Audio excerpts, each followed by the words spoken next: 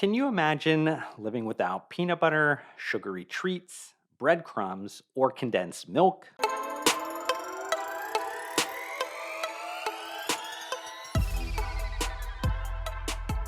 It was only a few weeks ago that I created a piece of content that highlighted a lesser known historical linkage between the Coca Cola Company and Dr. Martin Luther King Jr.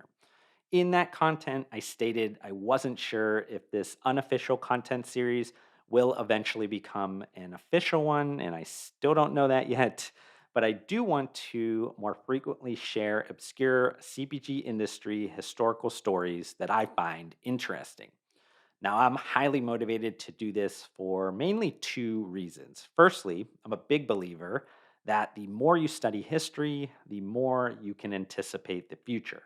This is especially helpful for a forward leaning strategist that has an eye for pattern recognition. Secondly, every year I grow older and hopefully a bit wiser. I found it more important to study the American history that they don't teach you in schools. History is definitely an academic subject, but the history of history and how subjective observations become objective truth is rooted deep in marketing strategy. It's vital to remember that before the greatest marketers in the world sold consumer packaged goods, they sold stories that eventually became truth over time. Now, getting back to that introductory statement, the fact is that these daily CPG staples and many more would likely not exist today if it wasn't for the innovative minds of Black Americans throughout history. While this is not intended to be a definitive list of historically prominent Black Americans in the CPG industry, it hopefully will serve as a starting point on your own educational journey. One that I actually can help you a bit further with, as I made another piece of content in February of 2021 that shared more stories of Black Americans who shaped the CPG industry. But let's get into this collection of interesting historical stories and start with a name that might be familiar to a lot of you. George Washington Carver is an agricultural chemist who initially rose to influence in Southern farms due to his theory on how to use crop rotation to increase cotton yields. He got his nickname, the Peanut Man, by developing over 300 alternative uses for the surplus peanuts that were an unintended consequence of his crop rotation method. Many of these alternative uses were the foundation of future CPG applications, such as cooking and salad oils, Worcestershire sauce, or however you say that, cooking ingredient, soaps, milk, cosmetics, and flour. It's important to also note that while Carver's biggest success came with peanuts, he also invented over 100 products from sweet potatoes and soybeans. The next Black American that shaped the CPG industry would be Norbert Rillieux. Were it not for his inventions, making sugar would still be a time consuming and dangerous process. Originally, the sugar refinement process, known as the Jamaica train, included mostly slave laborers to transfer ladles of scalding hot sugar case juice between open boiling kennels, often resulting in scalding and terrible burns. The result was a dark syrup that was molded into cones and dried before being sold.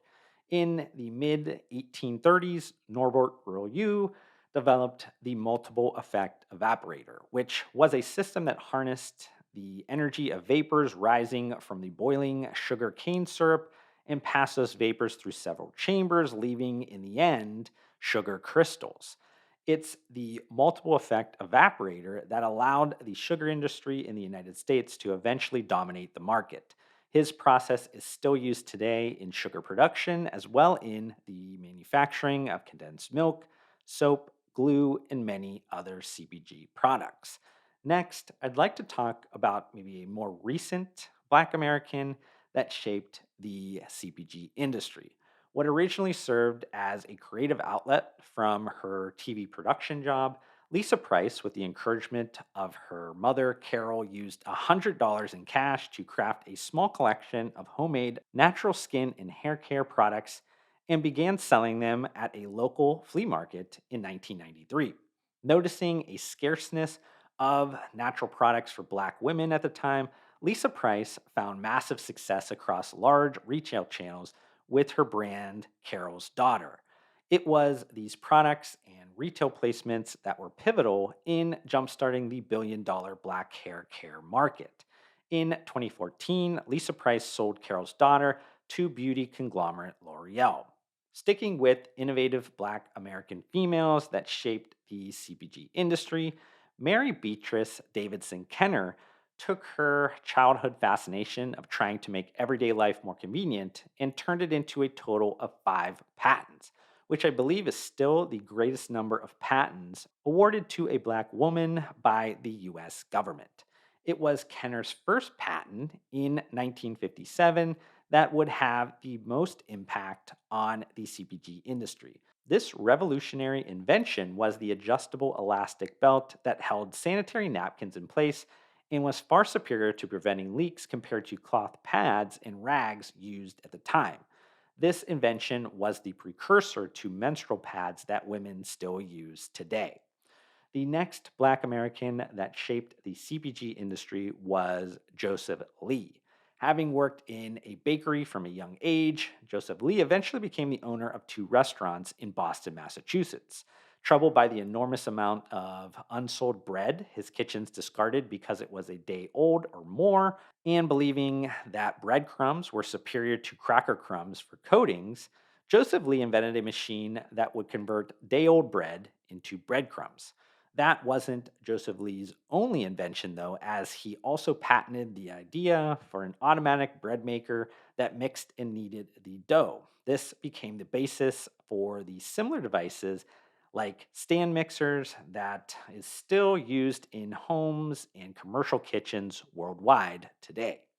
And then finally, I want to talk about Reginald F. Lewis, a black American that maybe has most shaped the finance or private equity world. But let me explain how his story intersects with the CPG industry. After graduating from Harvard Law School, Reginald F. Lewis began practicing corporate law in the New York City area, where he later co founded Wall Street's first African American law firm. While working around corporate mergers and acquisitions for 15 years, Reginald F. Lewis wanted to taste one of these deals himself and started the TLC Group.